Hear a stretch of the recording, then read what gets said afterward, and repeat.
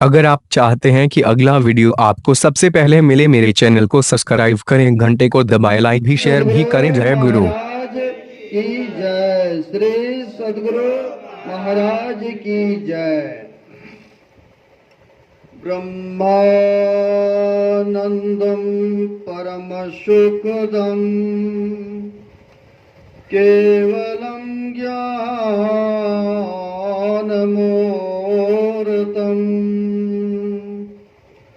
द्वन्द्वातीतं गगनसदृशं तत्तमस्यादि अक्षरम् एकं नित्यं विमलमचलं सर्वधी साक्षिभूतम्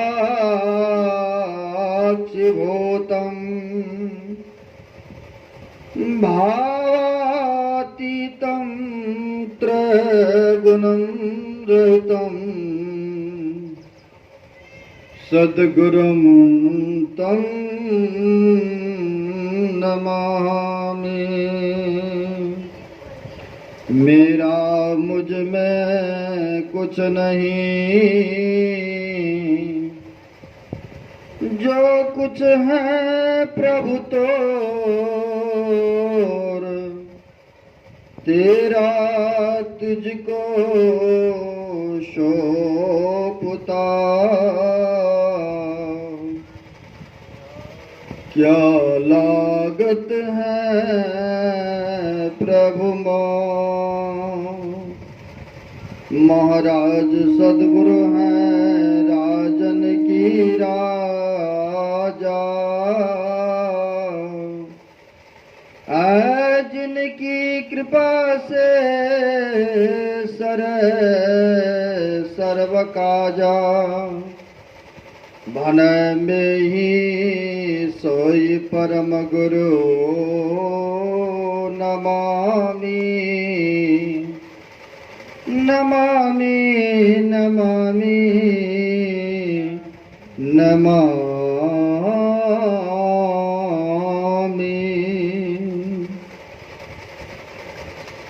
प्रातः स्मरणे आनंद श्री घोषित परमाराध्य संत सद्गुरु महाराज के पाद पद्मों में असंख्य असंख्य बार नमन। मंचस्थ पूज साधुचरण, उपस्थित सद्गुरु की सद्भक्तों सबों को नमन है। बड़े खुशी हर्ष की बात है, श्रद्धे मिश्रा बाबू के घर में इनके पुत्र को पुत्र प्राप्ति हुआ है। उसी उपलक्ष्य में, उसी खुशी में यह सत्संग और भंडारा का आयोजन रखे हैं। बड़े ही पुण्य कार्य, बड़े ही शुभ कार्य करा रहे हैं। अभी हम आप पवित्र ग्रंथ रामचरितमानस के पाठ में सुन रहे थे, जो सत्संग की वचनों को सुन करके समझते हैं और जीवन में धारण करते हैं, उनको 4 फलों की प्राप्ति होती है।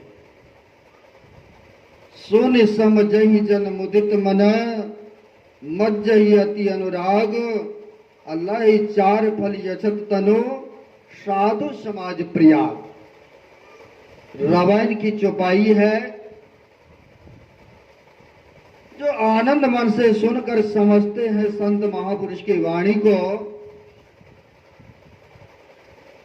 उनको 4 चीजें मिलता है जीवन में, और जिनको यह चीज मिल जाए उनका जीवन सुखद हो जाता है, मंगलमय हो जाता है। अब 4 चीजें क्या मिलता है? तो अर्थ का मतलब है धन संपत्ति उन भक्तों को मिलता है जो सत्संग के आश्रय लेते हैं। आप लोग सुने होंगे गुरु महाराज के प्रवचन में, गुरु महाराज कहने की कृपा किए थे कि जो भक्त नित्य प्रति सत्संग और ध्यान करते रहेंगे उनको मोटी रोटी और मोटी धोती का कभी अभाव नहीं होंगे।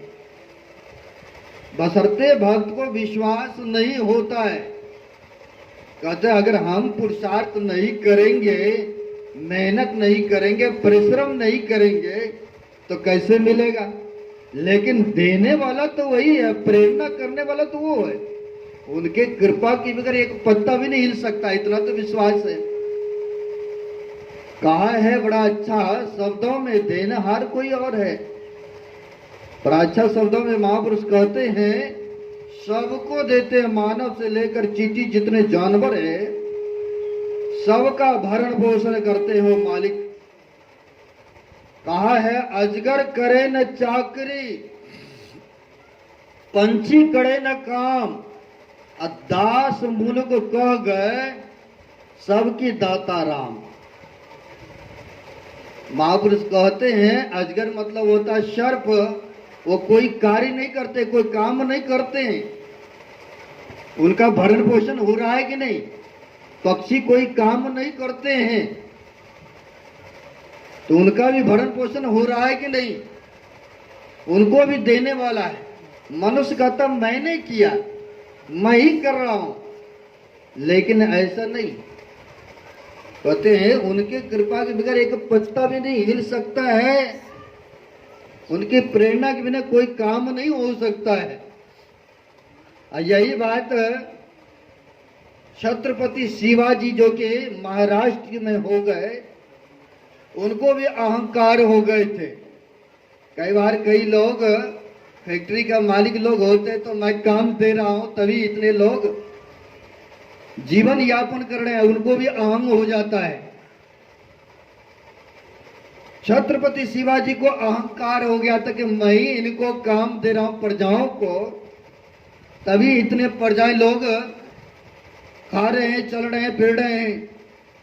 अगर मैं काम नहीं दूं तो वैसी यूं ही मर जाएंगे।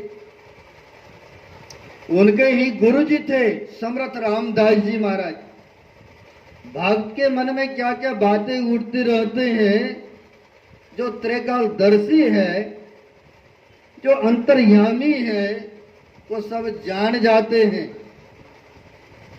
समर्थ रामदास जी महाराज जान गए हमारे भक्त को अहंकार उत्पन्न हो गया है कि मैं ही दे रहा हूं तब ये प्रजा लोग पालन पोषण कर रहे हैं, जीवन यापन कर रहे हैं।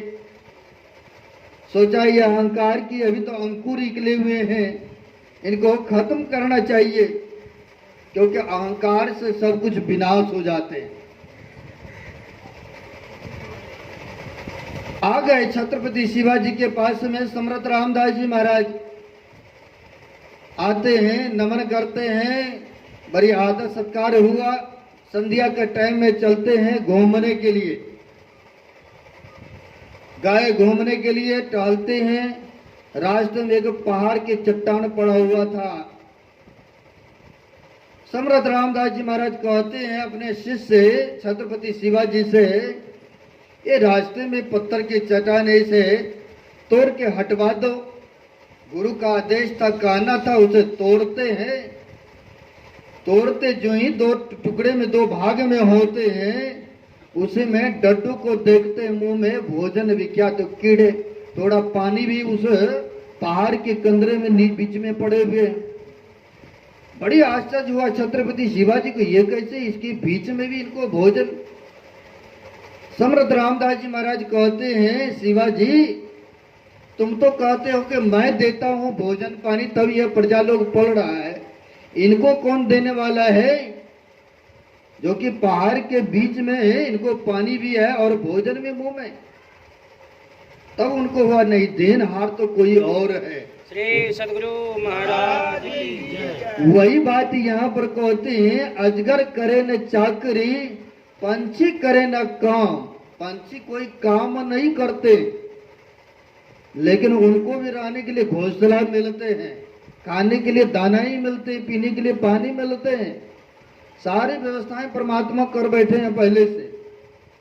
वही कह रहे हैं, अजगर करे न चाकरी, पंछी करे न काम, और दास मुलुक कह गए।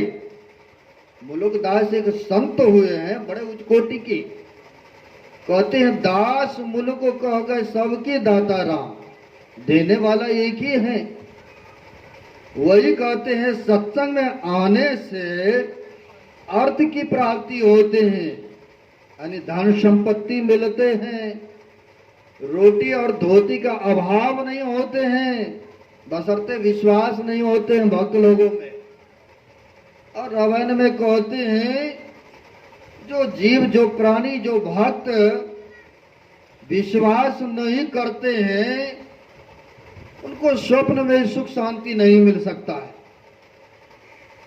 आप लोग रामायण को पढ़े होंगे, उसमें आया है बिनु विश्वास भक्ति न होई, तेई बिनु द्रव्य न राम, और राम कृपा बिनु जीवन लहे विश्राम। कहते हैं बिना विश्वास के भक्ति नहीं होंगे। अगर विश्वास कर जाए, मिट्टी भी उठा के, विभूति भी उठा के किसी को दे देते हैं तो उससे भी लाभ हो जाते हैं। और जिनको विश्वास ही नहीं है, प्रसाद में प्रसाद लेते जाएंगे। जिस तरह से अभी हमारे सरदेव मुरली बाबा सुना रहे थे धुंधकारी और गोकर्ण की कथाओं को, गोकर्ण कैसे आया इस पृथ्वी पर, आपको शायद ज्ञात होगा, नहीं भी है तो मैं शॉर्टकट में बताना चाह रहा हूं।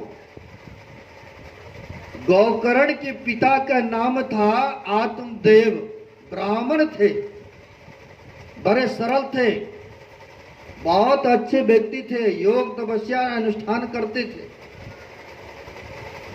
धन दौलत तो अपार है, लेकिन उसको भोगने वाला कोई नहीं है। कई बार होते हैं गृहस्थी लाइन में आप लोग रहते हैं, नहीं पुत्र हो नहीं पुत्री हो, तो कभी उस मंदिर में, कभी वो डॉक्टर के पास, कभी वो बाबा के पास, अरे देखने को मिलता है। बहुत लोग हमारे पास आते हैं ऐसे सब समस्याएं लेकर के, इसलिए बता रहा हूं। तो भक्त लोग जो है, जो गृहस्थ लाइन में होते हैं, तो वो जाया करते हैं अक्सर है कि हमें पुत्र या पुत्री हो जाए, धन दौलत तो अपार है, कोई न कोई तो हो वंशज को चलाने वाला। आत्मदेव को कुछ नहीं था, वो चले गए जंगल में तपस्या करने के लिए, इच्छा लेकर के जंगल में गए, घोर तपस्या किया उन्होंने, और तपस्या करने के उपरांत जो है प्रसन्न हो गए। जिनकी आराधना कर रहे थे वो प्रसन्न होते हैं और एक फल उठा के देते हैं। आत्मदेव जो ब्राह्मण थे उनको फल उठा के देते हैं प्रसाद के रूप में, और कहते हैं यह अपनी पत्नी को खिला दीजिएगा। बड़े ही सुंदर भक्त लोग, भक्त आपके घर में जन्म लेंगे। बड़ी खुशी उमंग से आए, आकर के प्रसाद जो है आत्मदेव की पत्नी के नाम धुंधली थी, उनको देते हैं। देखो जी, मैंने तपस्या किया इतने वर्षों तक, उसका यह प्रसाद है, फल है, हमारे आराध्य देव प्रसन्न हुआ है, और इसे ग्रहण कर लोगे तो पुत्र रत्न की प्राप्ति होंगे, बड़े ही भक्त जन्म लेंगे। वो फल तो ले ली, लेकिन विश्वास ही नहीं हो रहा था कि ये फल खाने से कई पुत्र की प्राप्ति हो सकता है। अब वही बात यहाँ कह रहे हैं, बिनु विश्वास भक्ति नहीं होई, अतेई बिनु द्रव्य ने राम, और राम कृपा बिनु जीवन लहे विश्राम। अगर विश्वास कर लिए होती, जो धुंधकारी आया उनके बहन के बेटे मार के कूट के परेशान कर दिए, और वह फल जो था, सोचते वर्षों से यह गाय बांधी हुई है, ये तो बच्चे दे नहीं रहे हैं, किसी से सलाह लिया, जो उलट बुद्धि के थे उनसे सलाह लेते हैं, कहते हैं ये फल खाने से कहीं बच्चे का उत्पन्न होंगे, ऐसा नहीं हो सकता है। यही बात है तो गाय वर्षों से बांधी हुई है, उनको क्यों नहीं दे देते हैं? फल उठा के गांव को देते हैं। कहते बर्ता न वही देव ऋषि वाणी गाय माता को दे दिए। वही गौ माता के ओद्र से गौकरण यानी शरीर तो मानव का, लेकिन कान जो था बड़ा रहने के कारण से उनका नाम पड़ा गौकरण। इधर जो था कहेंगे देवता, हमारे ब्राह्मण देवता देखेंगे आत्मदेव फल दिए थे तो कहाँ हुआ पुत्र, उधर बहन का लड़का ले लिए। उनका नाम रोकती है धुंधकारी, क्योंकि वह सोचती है मेरा नाम धुंधली है तो मैं अपने पुत्र का धुंधकारी रखूं। लेकिन ऐसे कुछ संस्कारी था जिसका वर्णन हमारे मुरली बाबा बता रहे थे, क्या क्या नहीं किए, सारे धन जो है यूं ही लुटा दिया। तो कहने का भाव है विश्वास। अगर विश्वास कर लिए होती तो उनको वह दिन देखना नहीं पड़ता। अपने ही पुत्र से मार कुटपिया खाया और छोड़ करके आत्मदेव को जाना पड़ा जंगलों में तपस्या करने। कहने का भाव है विश्वास के बिगर भक्ति भी नहीं होता है। वही बात रावण में कहते हैं बिनु विश्वास भक्ति नहीं हुई, अते बिनु द्रवन राम। कहते हैं जब तक विश्वास नहीं होगा तो उनकी कृपा भी नहीं होगा, और जब तक कृपा नहीं होगा तो कहते जीवन लहे विश्राम। वह जीव को स्वप्न में भी सुख शांति नहीं मिल सकता है, आनंद नहीं मिल सकता है। इसके लिए कहते विश्वास करना चाहिए। हम लोग नित्य प्रति गुरुदेव की विनती करते हैं, एक ईश्वर पर अटल विश्वास, पूर्ण भरोसा। लेकिन जब वैसा वक्त आता है तो बहुत भक्तों को देखा डगमगा भी जाते हैं। ऐसे परिस्थिति आते हैं तो ध्यान भजन सत्संग भी करना छोड़ देते हैं और दूसरे के कहे अनुसार चलना प्रारंभ कर देते हैं। ऐसे भी देखने को मिलता है। अरे भाई दुख सुख तो आना संसार की रीति है। जिस तरह दिन है तो रात्रि भी होना है, रात्रि है तो दिन भी होना है। भाई दुख है तो सुख भी आएंगे, घबराने की बात नहीं है। श्रद्धा और विश्वास निष्ठा के साथ हम लोगों को श्रद्धा रखना चाहिए, विश्वास करना चाहिए। इसलिए कहते हैं जो भजन करते सत्संग करते हैं उनको अर्थ की कमी नहीं होते हैं, खाने की कमी नहीं। अर्थ धर्म में रुचि हो जाते हैं व्यक्ति को, वह शुभ काम करने लग जाते हैं, पुण्य काम करते हैं। वह कभी शराब नहीं पीते हैं, मांस मच्छी का सेवन नहीं करते हैं। जहां तक होता तन से मन से धन से वचन से दूसरे का परोपकार करते हैं, क्योंकि उनकी वृत्ति धार्मिक हो गया है। वह सुन रहे थे ये भी बात, काक होई पिक बकऊ मराला, कौवा से कोयल हो जाते हैं। यानी अच्छा विचार, अच्छी बुद्धि, अच्छी संगति मिल गए, इसलिए वह शुभ काम करने लग गए। इसलिए धर्म में उनकी रुचि हो गए। इसलिए कहते हैं अर्थ धर्म में रुचि हो गए तो आदमी जो है धार्मिक बन गए। लोग भी कहते हैं फलाना बाबू बहुत ही अच्छे हैं व्यक्ति, उनकी यशकीर्ति यहीं पर फैलने लग जाते हैं। लोग यशगान करने लग जाते हैं कि नहीं फलाना बाबू फलाना बहुत अच्छे थे, क्योंकि उनकी कर्म का पूजा होने लग गए, यशगान होने लग गए। इसलिए कहते हैं जो सत्संग में आते अर्थ धर्म में रुचि हो गए, शुभ काम करने लग गए। और इतना ही नहीं, कामनाएं बहुत तरह के होते हैं। एक इच्छा पूरी नहीं हुई, दूसरे तीसरे इच्छा आकर के प्रकट हो जाते हैं। लेकिन महापुरुष कहते हैं अगर सारे इच्छाओं को पूर्ण करना चाहते हो तो बाबा नानक कहने की कृपा किए हैं, फरमाते हैं गुरु की मूर्ति मन में बसाइए और जो इच्छा सोई फल पाइए। महापुरुष कहते हैं कि जो हम लोगों को मानस जप की प्रक्रिया मिला हुआ है, मानस ध्यान करने की प्रक्रिया मिला हुआ है, जो इस तरह से करते हैं, जो देखते हैं बाहर में स्वरूप को, वैसे हैं अपने अंदर में जो हूबहू उगा लेते हैं। तो बाबा नानक को होते हैं, गुरु की मूर्ति मन में बसाइए और जो इच्छा सोई फल पाइए। जो इच्छा करेंगे, जो कामना करेंगे, सारे इच्छा का मनोरथ का वहां पर पूर्ण हो जाते हैं। अब कहेंगे ऐसा भी होता है? अवश्य होता है और हुआ भी है। अब कहेंगे इसका प्रमाण है। महाभारत के प्रसंग को सुने होंगे या पढ़े होंगे, आपको ज्ञात होगा। जब जंगल में रह रहे थे एकलव्य, जब उन्होंने देखा कि पांचों पांडव और कौरवों को सिखा रहे हैं गुरु द्रोणाचार्य ने धनुष विद्या, उनको भी इच्छा हुआ कि हम भी सीखते। मानव तो हम भी हैं, अधिकार तो हमें भी है। वो चले गए गुरु द्रोणाचार्य के पास में, जाकर के प्रार्थना करते हैं, विनती करते हैं, गुरुदेव हमें भी यह विद्या प्रदान करने की कृपा करें, हमें भी सिखाएं, हम भी आपका शिष्यत्व ग्रहण करना चाहते हैं, गुरुदेव कृपा करें। हो सकता उसमें भेदभाव हो। कहा गुरु द्रोणाचार्य ने कि मैं केवल राजकुमारों को ही सिखाते हैं, अन्य व्यक्तियों को नहीं सिखाते हैं।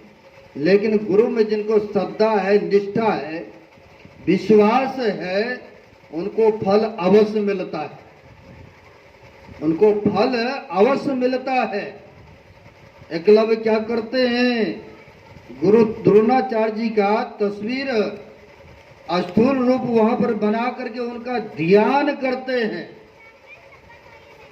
अब ध्यान करके और उन्होंने अंदर में देखा कि गुरुदेव हमें प्रेरणा कर रहे हैं, ऐसे चलाओ, ऐसे करो, ऐसे करो। और उतना वह प्रंगत हो गए कि जितना अर्जुन भी धनुष विद्या में नहीं थे, सबसे आगे निकल गए एकलव्य। यह क्या है? तो कहते हैं गुरु की मूर्ति मन में बसाइए, जो इच्छा सोई फल पाइए। कहने का भाव है गुरु की प्रतिमा को जो हूबहू उगा लेते हैं, तो कहते जो इच्छा करते हैं, जो कामना करते हैं, सारे मनोरथ पूर्ण हो जाते हैं। हमारे गुरुदेव के प्रतीक देख रहे हैं। सन 1986 में शरीर का यह स्थूल शरीर का परित्याग कर गए, लेकिन जब वक्त आते हैं, समय आते हैं, तो प्रगट भी हो जाते हैं। आपको ऐसे ही चमत्कार एक सुनाना चाह रहा हूं। गुरुदेव की मौत देखिए भक्तों के प्रति कैसे होते। एक माई थी, बीमार पड़ गई। अब शरीर है तो किसी का भी हो सकता है। बड़ी सख्त बीमार पड़ गई, इलाज के लिए दूर दूर तक लेके गए। जहां तक हुआ सोचा उनके परिवार के लोग इलाज कराते हैं, कराया। जवाब देते गया, डॉक्टर फलाना जगह ले जाओ, वहां ले जाओ, वहां ले जाओ। जाते गए, अंतिम में डॉक्टर कहते इन्हें ले जाओ घर में और सेवा करना, कुछ दिन का मेहमान है। कई बार आप लोग भी सुने होंगे या देखे होंगे, जब डॉक्टर के पास जाते हैं तो वह देख लेते हैं कि अब यह ज्यादा दिन तक रुकने वाला नहीं है, तो भाई ले जाओ घर में सेवा करना, ऐसा जवाब देते। तो कई जगह लेकर के गए, अंतिम में जो है डॉक्टर जवाब देते हैं कि इन्हें ले जाइए, घर में ही रखिएगा, सेवा कीजिए, कुछ दिन का है।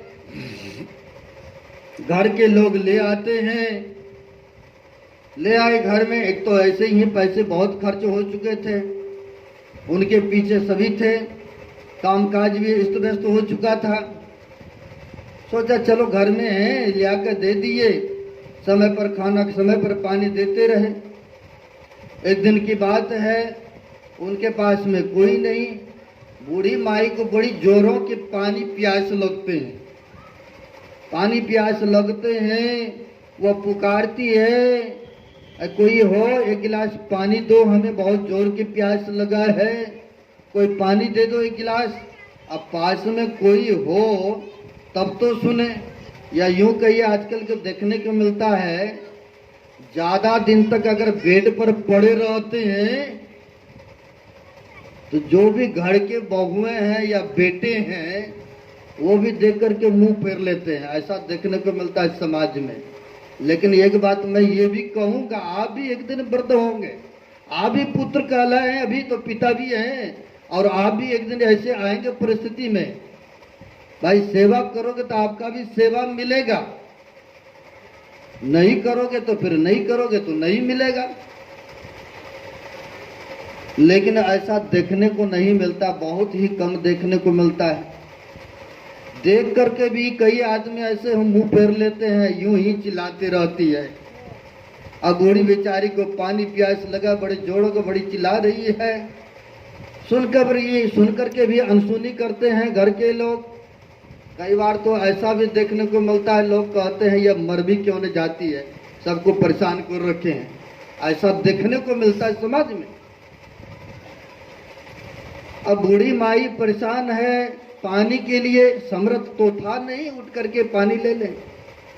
गुरु महाराज की तस्वीर दीवार में टंगी हुई थी।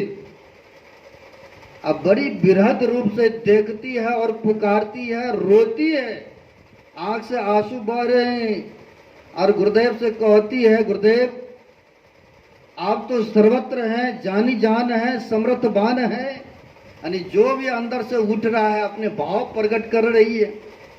कई बार दुख जब आते हैं तो आप लोग भी जरूर आराधना करते हैं, प्रार्थना करते हैं कि गुरुदेव कृपा करो, आप तो सर्वत्र हैं, सब जगह है, जानी जान है, ऐसा भी कहते हैं। बूढ़ी माई तस्वीर की तरफ देखती है और रोती है बड़ी जोरों से, और यह भजन गुनगुनाती है कि जो तुम चाहिए होई सोई सब कुछ तुम्हारे हाथ हो। गुरु महाराज के भजन सुने होंगे, अनुभव वाणी है गुरुदेव की। बूढ़ी माई सुनती गुनगुनाती है और आंख से पानी बहा रही है, या गुरुदेव कृपा करो, आप जो चाहेंगे वही होगा, सब कुछ आपके हाथ में है, या तो हमें ठीक कर दो गुरुदेव, या नहीं या चोला को परिवर्तन करा दो गुरुदेव। अगर यदि रोग से पीड़ित हो जाते, कई माई हमें ये भी कहते हैं कि महाराज कृपा करो अब हमारा शरीर ही छूट जाए तो बढ़िया है, ऐसा भी कहते हैं। अब कई लोग तो ऐसे हैं मंजे पर पड़े हुए हैं बीमार सखत, वो कहते हैं महाराज आशीर्वाद दो ताकि मैं ठीक हो जाऊं, पुनः चलने फिरने लग जाऊं, ऐसे भी कहते हैं। तरह तरह की सोच, तरह तरह के अपने अपने होते हैं। अब जो है बूढ़ी माई गुरुदेव की तरफ देखती है और रोती है, कहते गुरुदेव जो आप चाहेंगे वही होगा गुरुदेव, आपकी मौज है, आप या तो हमें चोला परिवर्तन करा दें या नहीं ठीक कर दें गुरुदेव। रो रही है, गुरुदेव की तरफ तस्वीर की तरफ देखती है। अचानक ऐसा हुआ तस्वीर हिलने डोलने लग गए, और हिलने डोलने के क्रम में बूढ़ी माई एक टक टक देखने लग गई। और देखते हुए होता क्या, उस तस्वीर से स्थूल शरीर में निकल करके गुरु महाराज उनको आशीर्वाद देते हैं। श्री सद्गुरु महाराज की जय। और उसी समय आशीर्वाद देते हैं कि तुम ठीक हो जाओगे। उसी समय जो बूढ़ी माई उठ उठ के खड़ी भी हो गई, और मन में हुआ कि मेरे को तो दर्शन दे ही दिया, हमारे घर के लोग भी दर्शन कर ले। आवाज देती है, आओ गुरु महाराज आया है, दर्शन कर लो। जिस तस्वीर से आए थे, जिनको दर्शन देना था, तो फिर से तस्वीर में समा गए। अब बूढ़ी माँ जो उठ पुट के इधर उधर करने लगे, लोग पूछने लग गए तो सखत बीमार था, कैसे ये चमत्कार उठ के खड़ी हो गई, इतना इलाज के कभी तो ठीक नहीं हुई। कहा तब उन्होंने गुरुदेव की कृपा है, गुरुदेव ने दर्शन दिया, आशीर्वाद दिया है। तो कहने का भाव है कि गुरु की मूर्ति मन में बसाइए, और जो इच्छा सोई फल पाइए। जो इच्छा करते हैं भक्त, जो कामना करते हैं, सारे मनोरथ पूर्ण हो जाते हैं। इसलिए कहते पूजा अगर करना है तो कहते कबीर साहब मूल पूजा गुरु रूप है, मूल पूजा गुरु पाँव, मूल वचन गुरु नाम है, मूल सत्य सत्य सत्य भाव। अगर पूजा ही करना है तो गुरुदेव की पूजा कीजिए ना। देखिए फिर चमत्कार, देखिए फिर कृपा कैसे होते हैं। तो वही कहते हैं जिनकी धार्मिक हो जाते हैं, जिनकी धर्म में रुचि हो जाते हैं, तो व्यक्ति जो है अशुभ कार्य नहीं करते हैं, फिर शुभ काम करने लग जाते हैं, यानी अच्छी बुद्धि हो गए। तो वही कहते सारे मनोरथ पूर्ण हो जाते हैं। जो सुन रहे थे अर्थ धर्म और काम, सारी कामनाओं को पूर्ण हो जाते हैं। हमारे गुरु महाराज भी कहा करते थे, आप लोग पढ़े होंगे प्रवचन में या सुने होंगे, गुरुदेव मौज में आके कहते थे कि भक्त लोग ऐसे सब इच्छा लेकर के मेरे पास आते हैं, अगर मैं मन की बातों को कह दूं तो मेरे पास आना छोड़ देंगे। एक इच्छा पूरी नहीं होते हैं, ना जाने कितनी इच्छा लेकर आ जाते हैं, मेरा ये भी हो जाए, मेरा ये भी हो जाए, मेरा ये भी हो जाए, ऐसा देखने को मिलता है। ऐसे भी नहीं होता है तो कई बार साधु महात्मा के पास आकर प्रकट भी करते हैं, महाराज कृपा करो, बड़ी परेशान हूं मैं, दया करो, ऐसा भी देखने को मिलता है। कहते भाई अगर उस तरह चाहते हैं सारे मनोरथ पूर्ण करने के लिए, अगर चाहते लोहा से सोना होने के लिए, तो कहते हैं पारस मणि पत्थर एक होते हैं, उसमें अगर सटाएंगे तो कहते हैं लोहा लोहा नहीं रहते हैं, लोहा सोना बन जाते हैं। कहते ठीक उसी प्रकार से अपने को अर्पित समर्पित तो करके देखो, गुरु के चरणों में लग करके तो देखो, तो देखो तुम्हारे सारे मनोरथ, सारे मनोकामना पूर्ण हो जाएंगे। इसलिए संतों के कहे अनुसार चलते हैं तो कहते हैं जीवन उनका मंगलमय हो जाता है, सुखदमय हो जाता है, आनंदमय हो जाता है। लेकिन लोग सुख और आनंद को बाहर के पदार्थ में खोजते हैं, विषय के पदार्थ में खोजते हैं। लेकिन महापुरुष कहते हैं विषयों के पदार्थों में सुख आनंद नहीं है। उन्होंने भवन के समान उल्टी कर दिया है। उन्होंने कहा है कि तुम बाहर के पदार्थ में सुख खोज रहे हो, शांति को नहीं मिलने वाला है। महापुरुष ने बड़ा अच्छा शब्दों में कहा है, जे विषया संतन तजे ताई मूड लिपटात ने जे न डारे भवन करी स्वान स्वाद सो खात। महापुरुष कहते हैं जे विषया संतन तजे, जो विषय वासना को संत महापुरुष तज दिया, यानी भवन के समान उल्टी कर दिए। लेकिन कुत्ता रूप ऐसे होते हैं तो बड़ी स्वाद के साथ अगर कोई उल्टी व्यक्ति कर दे, बेशक खीर खाए हैं, रसगुल्ले खाए हैं, अगर उल्टी हो जाए, अगर आपसे कहेंगे कि पुनः खा लीजिए, आप ही निकाले हैं अंदर से, खाएंगे? कोई नहीं खाएंगे, नहीं खा सकते हैं ना। और वही देखिए बड़े स्वाद से, बड़े प्रेम से, स्वान मतलब होता है कुत्ता, और वो देखिए बड़ी चाह से खाते हैं कि नहीं। कहते ठीक इसी प्रकार से मनुष्य का हालत है, जिस विषया को छोड़ दिए संतों ने, त्याग दिए, लेकिन संसार के लोग बड़ी चाह से उसी में लिपटे हुए हैं। और गुरु महाराज कहते हैं उसमें लिपटने से आपको सुख नहीं मिलेगा। कहते जन लिपटो रे प्यारे, कहते इसमें लिपट के मत रहो। कहते सुख कछु इहमा नहीं, शुद्धि करो प्यारे हो आपन देश की, जामा कलेश कछु नाई। कहते यहाँ सुख नहीं है और वहाँ कोई दुख का नाम की चीज नहीं है। इसलिए कहते जो सत्संग में आते हैं, संत महापुरुषों से जुक्ति लेकर के भजन करना प्रारंभ कर देते हैं, तो कहते उनका जीवन मंगलमय हो जाता है, सुखद हो जाता है, आनंदमय हो जाता है। उनको अंदर में वो रस मिलना प्रारंभ हो जाते हैं। फिर बाहर के सुख, बाहर के आनंद उनके लिए फीके पड़ने लग जाते हैं। इसलिए महापुरुष ने कहा बाहर की पट देकर अंदर की पट खोलो भाई। कहते बाहर से मुरो और अंदर में प्रवेश करो।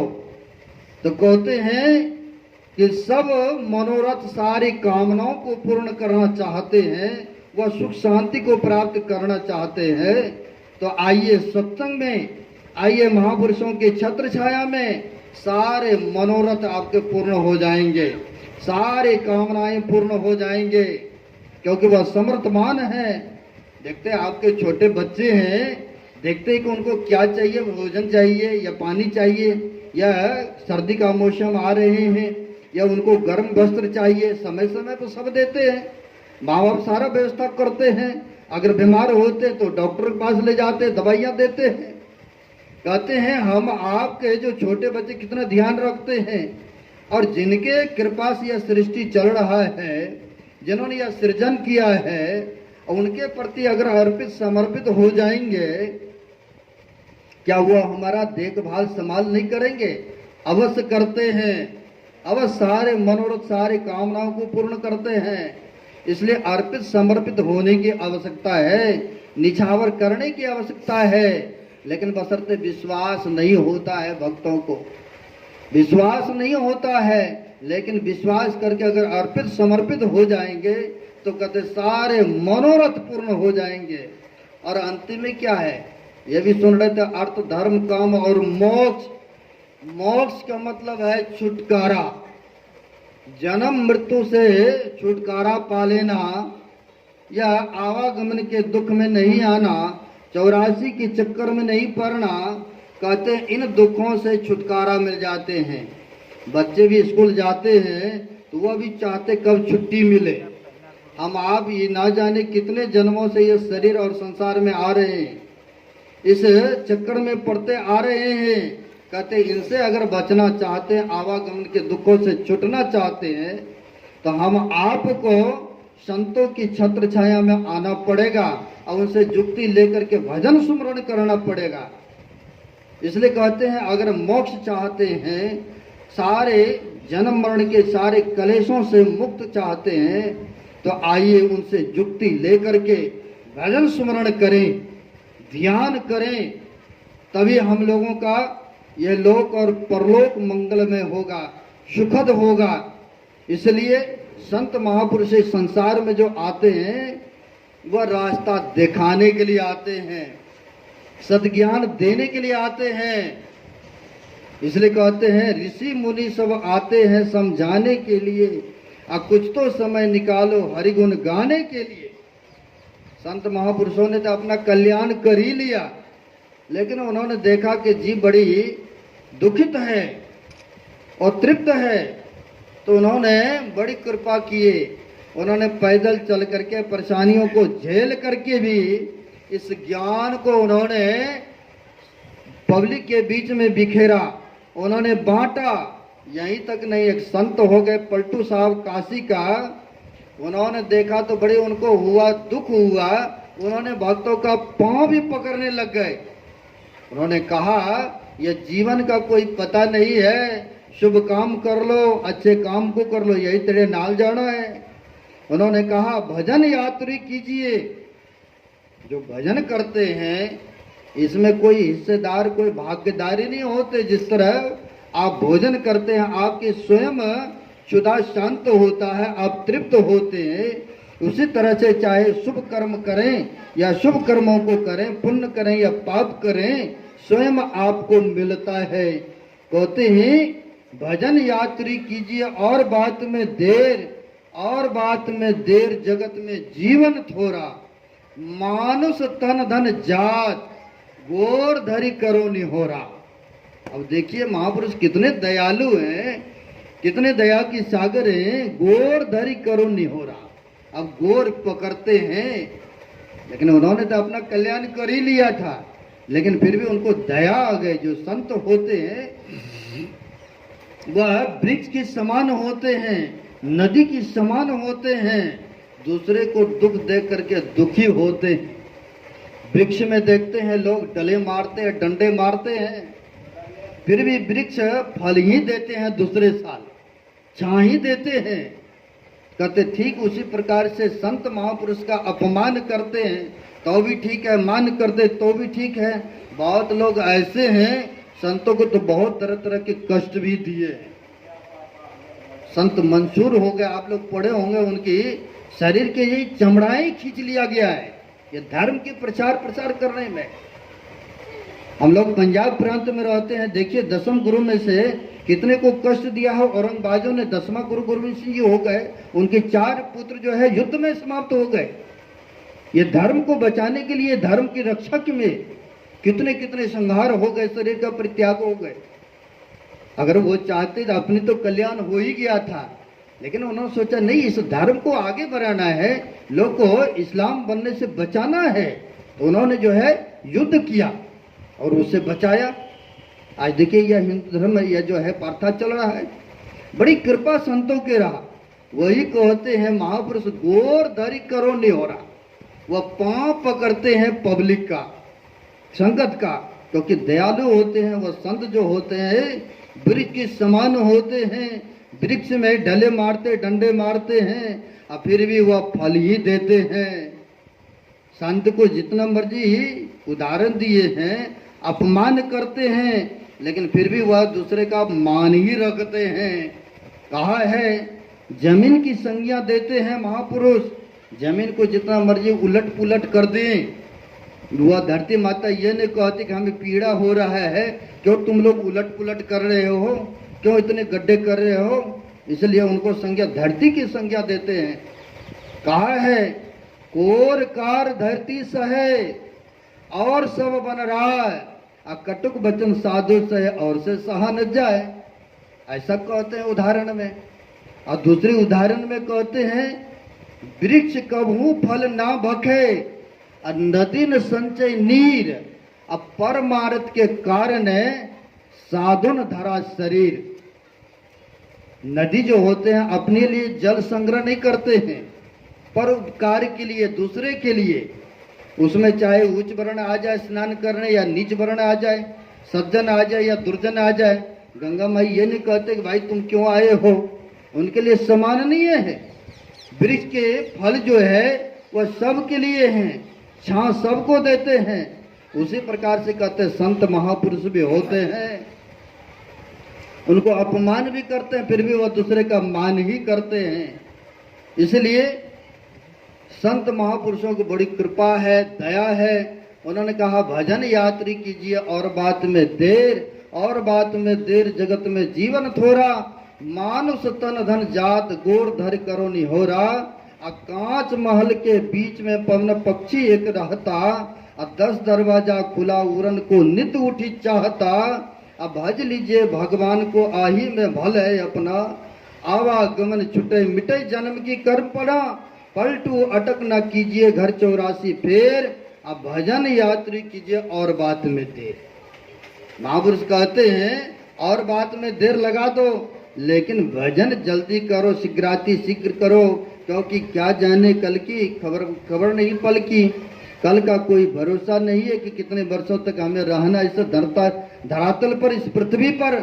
इसलिए कहते सुकृत कर लो, नाम सुमर लो, संतों से जुक्ति लेकर के, भेद लेकर के जो सुमरण भजन करते हैं, यही उनके साथ जाते हैं, यही उनके नाल जाते हैं। इसलिए कबीर साहब ने तो कहा है, ऐ संसार के लोगों, मैंने आज तक नहीं देखा संसार के पदार्थ को ले जाते हुए, और तुम भी कुछ यहाँ से लेके नहीं जाओगे।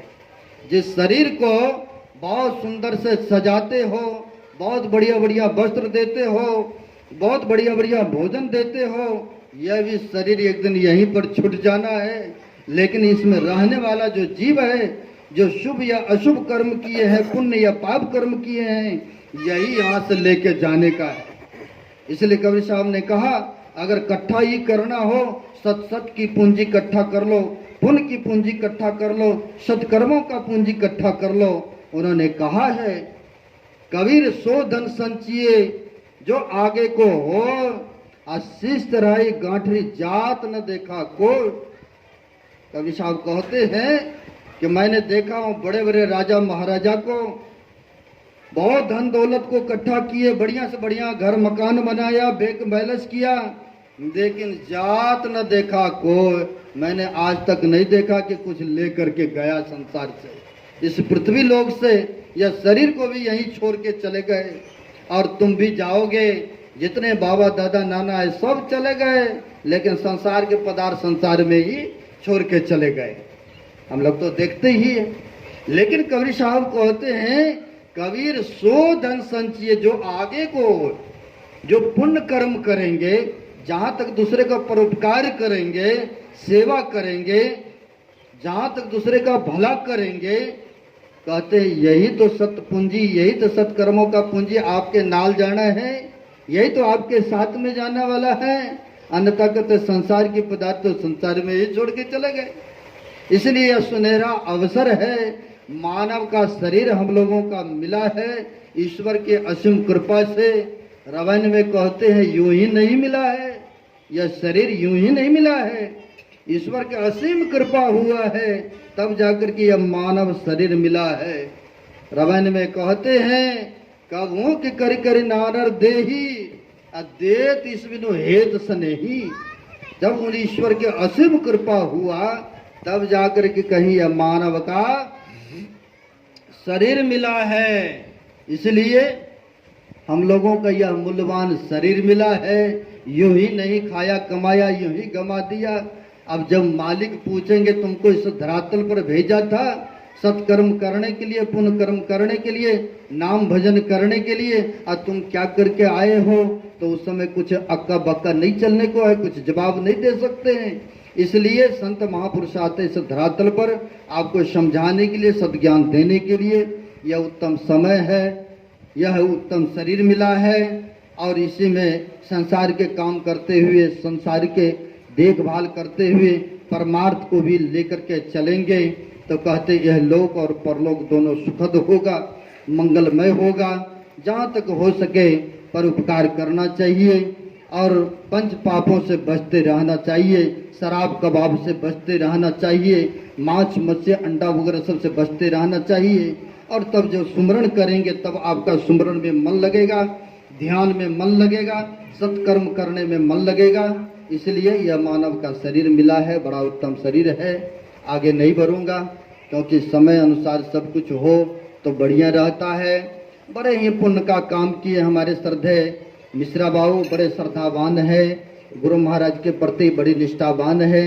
इनके सभी परिवार जो है गुरु महाराज के प्रति अर्पित समर्पित है, बड़ी सेवा है, बड़े आदर भावना है, बड़े ही पुण्य का काम किए हैं। इनके घर में जो है नए पुत्र का जन्म आया है, वह आने की खुशी में यह सत्संग और भंडारा का आयोजन रखा है। गुरु महाराज से प्रार्थना करते हैं कि उनके जीवन सुखद हो, मंगलमय हो और इनके सब परिवार के लिए कुशल मंगल गुरु महाराज से करते हुए, और आप सभी आए इस समागम में भाग लिए, बड़े ही पुण्य का काम किए हैं, बड़े ही शुभ कार्य किए हैं। यही शुभकामना आपकी बना रहे। जहाँ कहीं भी धर्म कथा हो, सत्कर्म हो, वहाँ पर जाकर के समय दे, यही शर्त समय का सार्थकता है, उपयोगिता है। आप सबका जीवन सुखद हो, मंगलमय हो, यही शुभकामना करते हुए अपने वाणी को विराम दे रहा हूँ। बोलिए प्रेम से श्री सद्गुरु महाराज की जय। हाँ,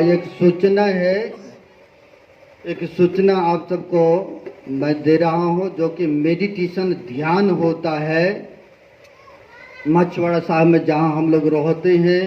प्रत्येक वर्ष होता है 15 दिन का ध्यान, जो मेडिटेशन एक साथ बैठ कर के हम लोग 5-5 घंटे जो है ध्यान करते हैं। 3 वक्त का सत्संग होता है। आप सब भक्त से निवेदन है कि आप लोग मछवाड़ा साहब आएंगे। 10 नवंबर से 25 नवंबर तक चलेगा ध्यान अभ्यास। सभी भक्तों से निवेदन है कि समय निकाल करके 1 दिन 2 दिन जितना ही मिले टाइम अवश्य मछवाड़ा साहब आएँ आश्रम में, जो कि वहाँ पर 10 नवंबर से ध्यान अभ्यास होगा।